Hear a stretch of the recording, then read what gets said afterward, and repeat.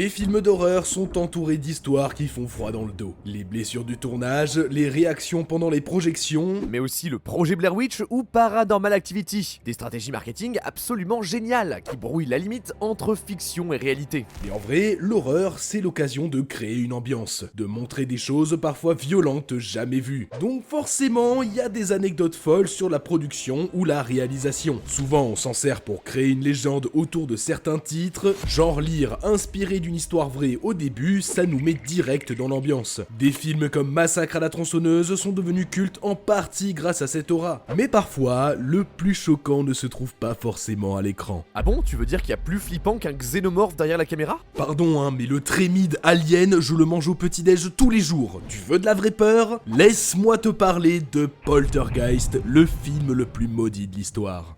Une des sagas les plus cultes du cinéma d'horreur. Le premier opus, le plus connu, suit une famille terrorisée par des esprits frappeurs qui kidnappent leur fille. En gros, on transpose le manoir hanté victorien dans la banlieue américaine des années 80. Et c'est produit par Spielberg et réalisé par le gars derrière Massacre à la tronçonneuse, Tobe Hooper. Qui dit film sur du surnaturel, dit événement bizarre sur le plateau, comme avec l'Exorciste. Un clown animatronique censé étrangler l'un des enfants se serait déréglé, manquant de vraiment blesser le gamin. Une des actrices raconte que pendant le tournage, les photos chez elle bougeaient en son absence. Le plateau du deuxième film aurait aussi été exorcisé par un des acteurs, chaman dans la vraie vie. Ouais, allez, pas mal, le petit malin qui fait les farces à tout le monde là, mais Nox, punaise, le xénomorphe. Ce qui revient le plus sur internet, c'est l'utilisation de vrais squelettes humains pour la scène dans la piscine à la fin du premier opus. Alors oui, ça fait froid dans le dos, mais c'était apparemment assez répandu à l'époque, ça coûtait juste moins cher. Or, encore aujourd'hui, cette anecdote est vue comme ce qui a lancé la malédiction du Poltergeist. Toutes les personnes ayant travaillé sur ce film seraient aujourd'hui mortes. Mec, Horror Trash, c'est le studio d'à côté, hein. Bien sûr que les gens sont pas morts. Attends, je check sur Wikipédia, voilà, vivant, et on va se faire insulter en commentaire à cause de toi. Ouais, ok, d'accord, mais il y a bien 4 acteurs qui sont décédés entre le premier et le troisième film. Mais la plupart, c'est pour des raisons médicales, rien de surnaturel. 2 acteurs du deuxième film sont effectivement morts à cause de maladies, mais ils les avaient déjà avant le tournage. Bon, on a aussi le meurtre tragique de l'actrice Dominique Dune qui a été étranglée par son petit ami. Mais celle qui a le plus choqué, c'est celle de l'actrice de la gamine du premier film. Pendant le tournage du troisième volet, elle meurt à l'âge de 12 ans d'une série de complications médicales. Tellement brutale que le film a dû être terminé avec une doublure. C'est ça qui a vraiment marqué les gens, le fait que 2 jeunes actrices soient mortes de façon brusque et inattendue. C'est triste, mais il n'y a pas de malédiction derrière tout ça. En fait, Nox, faut dire, c'est assez à la mode de prétendre que les films d'horreur sont maudits avec des événements mystérieux. Par exemple, l'avion de l'acteur principal et du scénariste de La Malédiction a été frappé par la foudre, et un autre s'est craché alors que le même acteur avait annulé son voyage à la dernière minute. Une inondation a ravagé le plateau du deuxième opus du remake de The Ring, alors que le fantôme au cœur de l'histoire est morte noyée. Finalement, une partie de l'équipe du remake d'Amityville se réveillait à la même heure où ont eu lieu les événements tragiques derrière le film. Bref, c'est assez récurrent, et majoritairement, on sent que c'est juste là pour vendre le film. Genre, waouh, la fiction rencontre la réalité, on a titillé des forces obscures. Achète mon ticket de cinéma. Le pire, c'est la saga Conjuring, qui s'inspire de vrais enquêteurs du paranormal, les époux Warren. 9 films à succès qui ont marqué la nouvelle génération des fans d'horreur. Le premier volet a rapporté plus de 320 millions de dollars au box-office, ainsi que son lot d'anecdotes surnaturelles. L'actrice principale aurait par exemple vu des marques de griffes apparaître sur son ordinateur, tandis que le chien du réalisateur se serait mis à aboyer alors que ce dernier tentait d'envoyer un mail avec le scénario. Également, lorsque la vraie famille qui a inspiré l'histoire a visité le tournage, un vent bizarre se serait levé. Pour le deuxième film, rebelote. Un prêtre bénit le plateau, des objets disparaissent, un rideau bouge bizarrement, et ainsi de suite pour les autres films sur la poupée Annabelle ou celui sur la nonne.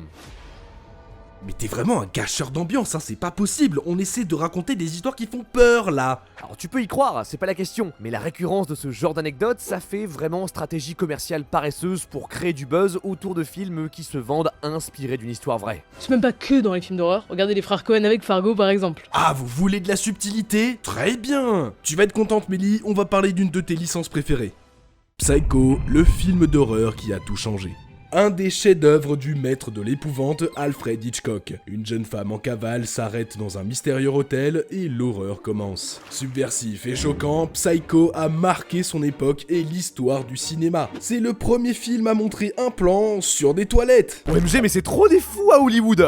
Ouais, c'est ça, fous-toi de ma gueule, mais c'est juste que t'as pas le contexte. On est dans les années 60, c'est une autre sensibilité. En vrai, Psycho est devenu culte avec la scène de la douche. Vous la connaissez forcément, même si vous ne l'avez jamais vue. L'héroïne entre dans la baignoire, l'eau coule, une ombre se dessine, le rideau est tiré, un cri, et c'est parti. Près de 70 plans s'enchaînent pour suivre les coups de couteau qui s'enfoncent dans le corps de la victime. La musique rythme le meurtre avec des crissements de violon. À l'origine, Hitchcock voulait que la scène soit silencieuse, mais le morceau lui a tellement plu qu'il aurait doublé son salaire. Pour le bruitage de la lame qui transperce la peau, le réalisateur a enregistré celui d'un melon qu'on découpe. Et le sang qui coule dans la douche est en fait du coulis de chocolat. Bref, tourné en 7 jours, la scène a été analysée, citée, parodiée des Simpsons à Brian De Palma, en passant par les productions amateurs de YouTube, à tel point qu'elle fait plus vraiment peur aujourd'hui. Alors oui, c'est un peu le problème avec les scènes cultes. On les a déjà vues hors contexte plein de fois, donc quand on les regarde enfin, elles sont moins surprenantes. Du coup, on a du mal à se rendre compte de leur impact. Pour Psycho, c'est pas juste la scène qui choque, c'est son twist. Ça fait 30 minutes qu'on suit l'héroïne jouée par Janet Leigh, une méga star à l'époque. La voir mourir aussitôt, c'est inattendu. Aujourd'hui, c'est un peu démocratisé, avec la scène d'intro de Scream ou la fin de la saison 1 de Game of Thrones, mais en 1960, ça se fait pas de se débarrasser d'une actrice aussi connue. Et Hitchcock savait que c'était crucial de préserver ce twist, ainsi que celui de la fin du film qui est... Tout aussi connu, mais qu'on spoilera pas ici. Ouais, bah c'est pas comme si tout le monde connaissait le twist. Oui, bon, ok, d'accord, chef. N'empêche qu'à l'époque, il va aller super loin. Tout d'abord, Psycho est adapté d'un livre. Hitchcock va acheter le plus de copies en circulation, il cache ensuite la fin aux acteurs et leur interdit de donner des interviews après le tournage. La bande-annonce, c'est juste Hitchcock dans la maison, à côté de l'hôtel, avec très peu d'images du film. Ah, et pas de projection test aussi, hein, on fait ça jusqu'au bout. Comme ça, y a rien qui fuite avant la sortie en salle. Mais même là, il fait son tyran en interdisant à quiconque d'entrer après le début de la séance. Ah oui, basique, n'importe qui avec un minimum d'éducation fait pareil. Putain, je vous jure, les gens qui cherchent leur place avec leur flash de téléphone après le début du film, là, ça me... Mais à l'époque, il n'y avait pas d'horaire de séance. Les cinémas faisaient tourner les films en boucle et les spectateurs pouvaient entrer dans la salle quand ils voulaient. Donc en plein milieu ou à la fin, ce qui pour Psycho gâcherait tout le scénario. Hitchcock a donc fait toute une campagne de com sur comment voir son film. Ça a complètement chamboulé la façon d'aller au cinéma. Ça a fait scandale, mais aussi créé le buzz avec des files d'attente sans fin devant les salles de projection. Résultat, des années plus tard, le film est toujours aussi culte et vous vérifiez l'horaire des séances avant d'aller au ciné. Merci qui ? Certains devraient prendre note. Mais bon, ça fait pas plus peur qu'un xénomorphe ton histoire, hein. Il faut du gore, du sang, de l'horreur, quoi. Ok, Théro, alors qu'est-ce que tu dis de Cannibal Holocaust, le film qui a fait faire condamner son réalisateur ? La plupart des gens ne s'en souviennent pas, mais le projet Blair Witch a vraiment retourné le cerveau des gens à sa sortie. J'en avais moi-même parlé, perso, ça m'a traumatisé. Faire croire que les images du film ont vraiment été tournées par des gens portés disparus, ça a participé à son aura oppressante et ça a lancé la mode des found footage. Vous savez, ces films tournés en caméra épaule comme un documentaire, Cloverfield, Rec, Paranormal Activity, ça a défini les films d'horreur dans les années 2000. Mais bien avant tout ça, un film était allé plus loin, voire même trop loin. Cannibal Holocaust sort en 1980. Le titre est clair, c'est un film de cannibales. Des reporters ont disparu dans la jungle alors qu'ils enquêtaient sur une tribu locale. On retrouve leurs images et on les visionne pour s'apercevoir que l'équipe a en fait été dévorée. C'est réalisé par Ruggero Deodato qui a déjà fait un film sur le cannibalisme. Mais là, il s'est fait plaisir. Il est allé tourner dans la forêt amazonienne, ce qui a été infernal, notamment à cause du climat. Bon après, c'est pas le premier à le faire, d'ailleurs ni le premier à galérer en filmant dans la jungle. Alors c'est quoi le truc en plus ?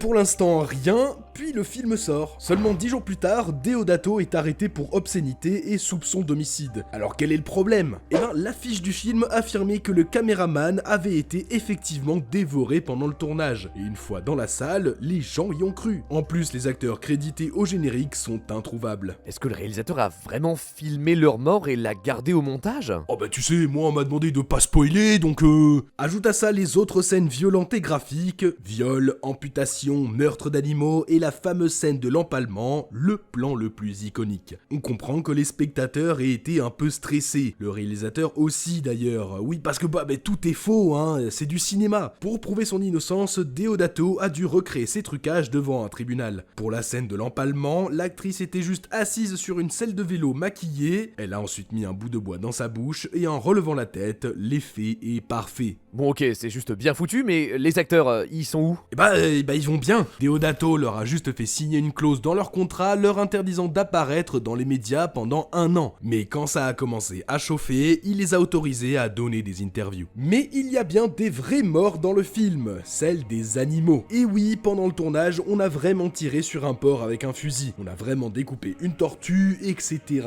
etc.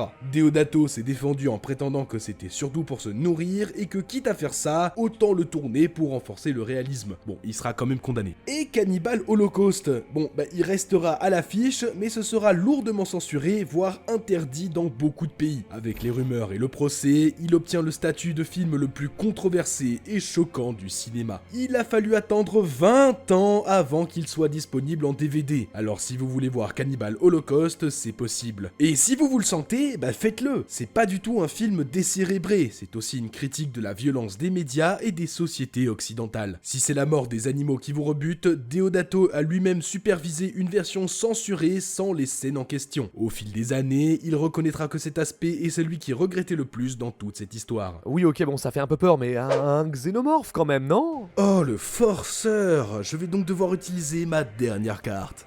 Arthur Malédiction, des étudiants exploités pour cette daube? Ah oui, non en fait t'étais pas obligé effectivement, non je m'avoue vaincu, bien joué, on peut arrêter là, Maxence, lance les crédits. Ah non, t'as voulu qu'on parle d'horreur, je le prends dans tous les sens du terme. Vous vous souvenez de la trilogie Arthur et les Minimoys? Ça suit un garçon qui rencontre un petit peuple vivant dans son jardin et ça a été réalisé par ce monsieur, un Français. Ça a eu son petit succès à la fin des années 2000, surtout le premier film qui a été diffusé aux États-Unis. Peut-être même que ça a marqué votre enfance, avant de tomber dans l'oubli. Puis en 2022, on a commencé à voir des graffitis reprenant le logo de la saga. Mais qu'est-ce qui se passe? Un nouveau film est prévu? Eh ben oui. Et d'ailleurs, il y a une bande-annonce qui a fini par sortir, alors regardons ça. Oh sainte mère. C'est pas du tout la suite de la trilogie, mais un film d'horreur sur des fans de la saga qui vont se faire massacrer dans la maison d'Arthur. Alors ouais, l'affiche est cool, mais je sais pas, c'est un peu bizarre, non? Enfin, Arthur et les Minimoys, c'est pour un public familial à la base. Pourquoi virer aussi sombre pour le 4ème film? Enfin, y a vraiment des fans adultes qui vont aller le voir? En plus, c'est produit par Besson, donc ça peut être sympa. Ah non, pas du tout, c'est vraiment bien nul. Le scénario est pas crédible du tout. Personne ne croit qu'un ado serait encore fan d'Arthur avec des figurines dans sa chambre. C'est hyper long à démarrer et quand ça commence à se faire trucider, c'est la réalisation qui suit pas. Faux raccords, montage prévisible, jeu d'acteurs ridicule, ça ne fait même pas un tout petit peu peur. C'est un échec à tous les niveaux. Le film se fait démonter par la presse, les spectateurs et même par les plus grands défenseurs de Besson. Et puis au cours des semaines, des témoignages sont publiés sur le net par des étudiants qui ont bossé sur le film. Pas des professionnels, non, des étudiants de la Cité du Cinéma, une école fondée par Luc Besson. Oula, ça sent pas bon cette histoire. Juste avant le Covid, Besson aurait demandé à ses élèves d'écrire un scénario d'horreur autour du film Arthur et les Minimoys. On lui a envoyé plein de trucs, mais au final, il n'a gardé aucune proposition et il a fait le scénario lui-même. Bon allez, les étudiants ils ont quand même eu le droit de corriger quelques trucs et de participer au tournage. Oh, c'est sympa comme expérience, merci Luc, t'es trop fort. Ouais, c'est ce qu'ils ont dû se dire avant de se rendre compte qu'ils composaient la majorité de l'équipe sur le plateau. Donc on a des élèves sans expérience qui se sont retrouvés sur des postes techniques sans avoir été formés. Ils auraient même joué les cascadeurs et il y aurait eu des blessés. Ouais, je commence un peu à m'en vouloir là d'avoir craché sur le film. Le tournage a duré 1 mois sur la propriété de Besson, et du coup j'espère qu'ils ont été bien traités Et payés, par exemple? Quoi? Ils ont pas été payés? Et leurs noms n'apparaissent même pas au générique? Alors ok, Besson a le droit de faire jouer sa propre fille dans le film, mais pas d'assurer les conditions de travail décentes pour ses étudiants. Ah non, mais c'est pas fini, hein. Cerise sur la polémique, sur Twitter, un réalisateur a remarqué des similitudes entre son court-métrage et le film. Les deux auraient été tournés dans la maison d'Arthur et les Minimoys avec une ambiance horrifique. Ah ouais, quand on sait que c'est pas la première fois que ce dernier est accusé pour plagiat et contrefaçon, en vrai, c'est dommage. Arthur et les Minimoys, c'est une franchise inoffensive. Y avait pas besoin d'en faire ça. Et Besson a quand même fait des films qui ont marqué toute une génération de cinéphiles. Ici, l'horreur, elle est ni dans le film, ni sur le plateau de tournage, elle est dans l'exploitation des étudiants et des spectateurs. Tout ça pour une daube, alors qu'en plus, en France, on sait faire des super films d'horreur. Besson devrait le savoir, il a travaillé avec notre petit prodige national Alexandre Aja avant que ce dernier ne parte aux États-Unis pour réaliser le remake de La Colline à des yeux. Il y a aussi Grave et Titane qui ont reçu des prix à Cannes et plus récemment Vermine qui a été nominé au César. Bref, vraiment, le cinéma d'horreur français peut faire mieux que ça.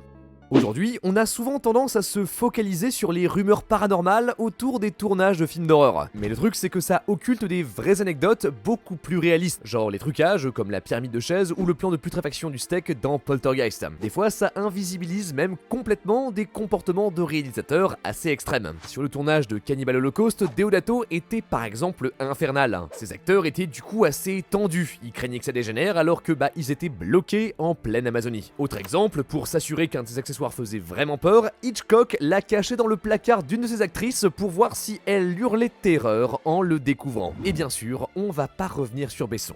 Pour le grand public, le cinéma d'horreur c'est tout juste bon à faire frissonner des adolescents avec des films médiocres. Mais il faut pas oublier que c'est un genre qui a apporté des chefs-d'œuvre, fait parfois avec des budgets dérisoires qui ont poussé ses créateurs à ruser et à repousser les limites de ce qui était montrable à l'écran.